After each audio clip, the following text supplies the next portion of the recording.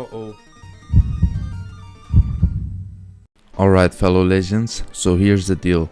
For this hardcore Nuzlocke in FireRed, most people would play it safe and start with Squirtle or Bulbasaur.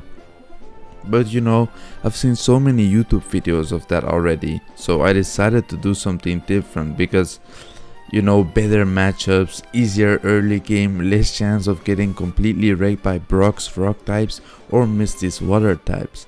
But me, I've always been a Charizard fan, true and true. Even back in the day, playing Pokémon Blue on the Game Boy as a kid, I would pick Charmander most of the time over the others. So I was thinking, why not make it a real challenge, picking my favorite starter and seeing if we can actually pull this off. So for those who are new to Nuzlocke, a Nuzlocke is basically a set of rules that makes the Pokemon game way harder to play. Now this is a hardcore Nuzlocke, so it's slightly different. But here are the rules for my hardcore Nuzlocke. So you can only catch the first Pokemon you encounter on each route or area, not counting in the gifted Pokemon, the legendaries or the sleeping Snorlaxes. If your Pokemon faints, it's dead, so you need to store it inside a PC or release it. If your team gets wiped, you need to reset the game. It's as easy as that, guys. You also need to play the game on set mode, meaning that if you beat an opponent's Pokemon, you can't just freely switch anymore. The game is also level capped, so if Brock's Onix is at level 14, that means your highest level Pokemon can only go up to level 14. And the last rule is no items during battle, so no health items, no potions, nothing, guys. And lastly, I want to mention that I've done several attempts on this run, like this attempt where I got lost in Rock Tunnel and got beaten by a hiker Geodude. Yeah, that was painful. Anyway, without further ado, let's dive straight into my journey. So it all started in Pallet Town, the town where the shades of your journey await. And as I went with Professor Oak to the lab, for my starter, as you guys know, I'm picking Charmander. And I named my Charmander Ryujin. And Ryujin is a reference to the dragon god in Japanese mythology. And after that, I had my first rival battle against Blue, or should I say, and I did really well, guys. I barely made it out, but I did it. And that's all that matters. Nobody got any crits here. And as you can see, he claimed that he chose the wrong Pokemon. This guy is crazy. So after receiving my Pokeballs from Professor Oak, I found a Rattata as my first encounter, and instead of catching it, I accidentally, I guess bad stuff happens. But luckily I found a Mankey as my first encounter on Route 22 just before the rival fight. So I caught him and named him Ippo. And legends know why. And after a lot of grinding with Ryujin and Ippo, it was time to do the second rival battle against Blue. As you can see, got a critical right there, and I didn't want to risk anything here, so I managed to switch just in time to Ryujin, and Ryujin finished it off, guys. So now it was time to head to Viridian Forest. And just before Viridian Forest, I got this Pidgey, and I named him Ray. Gonna name it after a flying bug. Yeah. So once I arrived in Viridian Forest, I didn't have much trouble with the trainer battles, since my starter is Charmander. And as my first encounter, I caught this Caterpie, and I named him Free.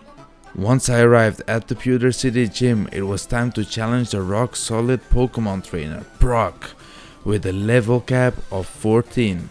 And his Geodude wasn't much of a threat, so I did lots of Metal Claws since it's very effective against him. Then I switched out to Mankey and did Karate Chop. Could have done low kicks since it does more damage to heavier Pokemon. But he got crit and we won, guys, and we got our first gym badge, yeah! Damn! Here we are, we've beaten all the trainers on Route 3, and it was actually very nice to have a Nidoran as my first encounter here. This is all because I already had a Pidgey on my team and a Mankey. So yeah, this was amazing. I was very happy to catch this Nidoran, knowing that I will have a very strong Nidoking. I named him Menace. Oh yeah, and I also picked up this fish and I named him Seryu. So now we're in Mount Moon and two of my Pokemon evolved. After lots of grinding, my Nidoran evolved into a Nidorino, and I also found a Moonstone in Mount Moon, so I got the Nidoking that I wanted. Also, my Charmander evolved into a Charmeleon. And now we're heading straight to the exit of Mount Moon, but first we have to take on all the Team Rocket grunts. And I don't like fighting against Team Rocket early game because I don't really have ground or psychic types to counter their poison type Pokemon. And even though they are just NPCs, their playstyle is as toxic as the Pokemons they use against you. But yeah, after beating Super Nerd and grabbing the Dome Fossil, I got out of Mount Moon, finally. Then I decided to teach my Mankey how to do Mega Kick, since it's a risky, high damaging move. And now we're near Cerulean City, on Route 4 where I found an Ekans as my first encounter. After catching her, I named her Cobra and went back to the Pokemon Center to switch out my Caterpie for Ekans. But then, something really unexpected happened. What? No way!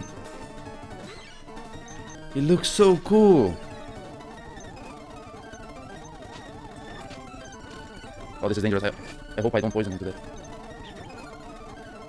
Yep, I caught a shiny Spearow.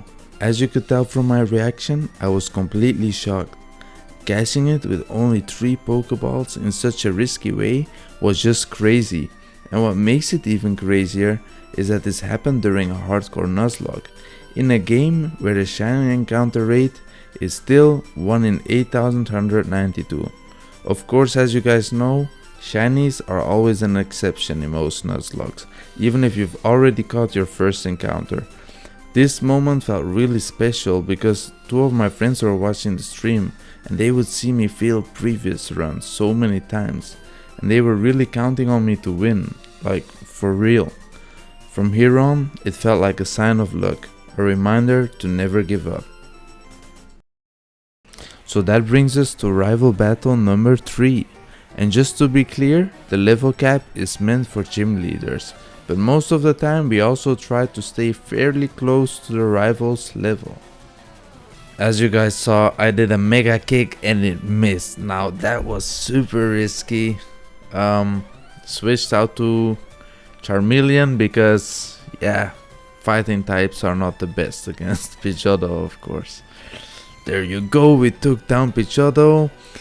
And for his Squirtle, I switched back to Mankey and landed a Mega Kick. Now, that move is so good if it hits, guys, but it's not that accurate. There you go, took down his main Squirtle, and even though I was at a type disadvantage, his Abra just kept using Teleport. Now I had the type advantage, and we took down his Rattata. There you go, guys. So after a rival battle, a couple of things happened. Not only did I switch out Magikarp for an Oddish that I caught on Route 24, and I switched out Ekans for that shiny Spearow I caught, which evolved into a Fearow afterwards. So that brings us to the part where I'm in front of Bill's house and then this guy had to rub it in my face that I don't have a girlfriend. Okay, so jokes aside, since the level cap for Misty is 21, I was able to evolve Oddish into Gloom after some grinding. And because of that, guys, it made the fight a lot more easier than it should be. I was really fortunate to be able to catch Oddish, and I forgot to tell you guys that I didn't catch any Pokemon on Route 25 because my first encounter was a Kakuna. And honestly, just look at Gloom's moveset, like, is a perfect weapon arsenal for Misty. Like she even used a super potion, and just like that, we won the second gym battle. So I had two choices here. Either go for the third gym badge against Lieutenant Surge, or head to the SSN for rival battle number 4. I figured I would take on the rival first. So there we go guys, rival battle number 4. And this was risky, but we landed Mega Kick. And then I decided to switch out for Charmeleon. We got his Pidgeotto down with Ember. And here I thought my Gloom had his water roll, but it just did not happen because of Bite. The flinch was too strong, guys. Here I decided to change plans and switch out for Fearow. You know, and luckily Fury attack landed 5 times. Did secret power, he survived and got hit by his Hyper Fang. Now this was really bad. I had to switch out, but this was a nasty position to be in because I didn't want to pick Nidoking, and his Kadabra is the weakest Pokemon, so yeah, decided to go with Pidgey, and it survived. Like, he survived on 5 HP, guys, and we finished it off with Quick Attack. Now that was so crazy hype to see on stream, guys. Believe me, it was crazy. So before we talk about the next gym battle against Lieutenant Surge, I caught a Meowth on Route 6 and named her Mimi, and I also used her as a TM slave to cut down the tree near Lieutenant Surge's gym. Wow! So now we're facing Lieutenant Surge himself. And honestly, I had a great strat. Like, in this fight you can really see Nidoking shine, man. We're trashing our way through. And here's the thing, so his ace Raichu was he's not like the anime, let me tell you that. He's not slow and fat, he's actually really evasive, so that made the fight kind of annoying. Yeah, you will see me try several things. Yeah, picking Mankey there wasn't the smartest option, and I tried to get him to sleep, but it was just for one turn. Unfortunately, we switched back to Nidoking, which is the best option. Of course, it's a ground poison type, so he got poisoned. This felt really satisfying, and we finished it off by doing Brick Break. And there we go, guys, our third gym badge. Yes. So just before Rock Tunnel on Route 10, I caught a Voltorb as my first encounter, named him Pokeball. And in Rock Tunnel itself, I caught a Zubat as my first encounter and named him Zuzu, a reference to The Last Airbender. Now, as I showed at the beginning of the video, there was one attempt where I got lost in Rock Tunnel, and that hiker managed to beat my Charmeleon with his Geodude by doing magnitude 8. Now that was painful, but luckily I got out of Rock Tunnel. But here's the thing, at this point in my journey, I managed to make it to Lavender Town. A town that I don't need to introduce to you guys. But what's about to happen is a real nightmare. Instead of going into Lavender Tower, I just wanted to rush to Erika, the next gym leader. Now see for yourself what happens next, guys. And maybe if I had cut down that tree that you just saw, this wouldn't have happened.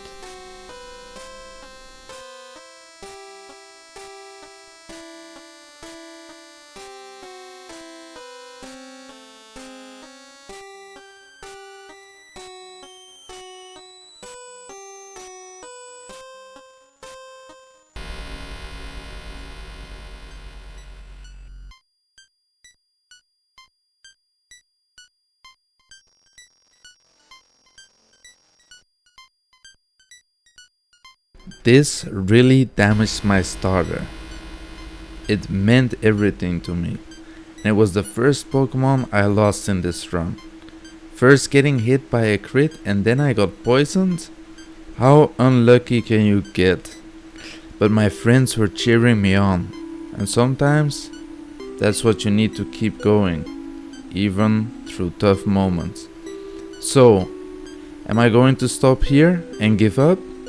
Or will I show you guys that even after taking such a big hit, especially to my pride, I can keep going. Diamonds are formed under pressure after all. Remember that, guys. If you like this episode, don't forget to like and subscribe. I truly appreciate it. I put a lot of time into my videos and I'll be working on the next episode, so stay tuned and don't be shy, leave a comment. I love hearing from you guys. See you next time.